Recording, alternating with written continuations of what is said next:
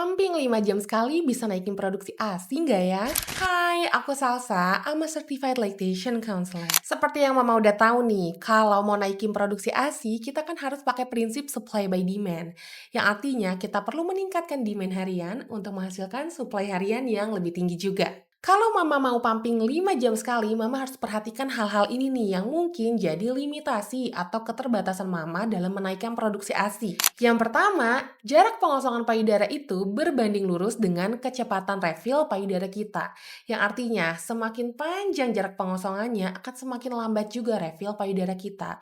Dan kalau kita ingin menaikkan produksi ASI, justru kan ini kita hindari. Yang kedua, kalau Mama mau pumping 5 jam sekali, artinya kan frekuensi pumpingnya rendah, mungkin nggak lebih dari 5 sesi pumping per hari. Ini artinya kombinasi teknik pumping yang kita lakukan nggak bisa terlalu kompleks, karena fokusnya harus selalu pengosongan yang tuntas. Karena kita membiarkan payudara kita penuh selama 5 jam itu, fokusnya harus pengosongan tuntas dulu, baru pengiriman demand yang lebih tinggi.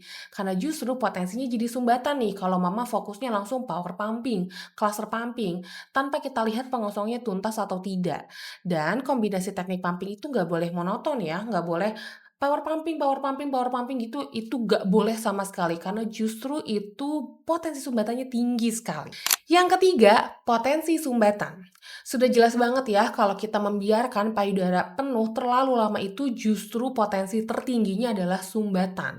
Dan sumbatan justru menurunkan produksi ASI kita, bukan menaikkan produksi ASI kita.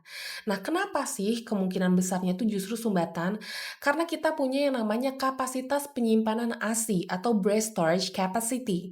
Dan ini nggak bisa diubah, dari sananya kita udah dapat masing-masing nih. Nah, kalau breast storage capacity kita itu rendah dan kita paksakan 5 jam sekali baru dikosongkan, kita akan mengalami yang namanya sumbatan berulang, dikit-dikit sumbatan. Terus tuh kita justru penurunan produksi ASI. Nah, ini nggak bisa kita cek nih kapasitasnya berapa sih per payudara. Jadi better kita cari aman aja kalau ingin menaikkan produksi ASI. Jadi kesimpulannya, aku nilai pumping 5 jam sekali itu kurang cocok untuk menaikkan produksi ASI karena potensi resikonya itu lebih tinggi daripada potensi keberhasilannya.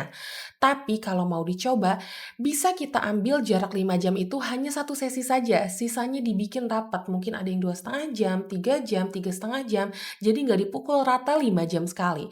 Ini aku nilai masih possible banget untuk menaikkan produksi ASI. Semoga videonya bermanfaat ya, bye!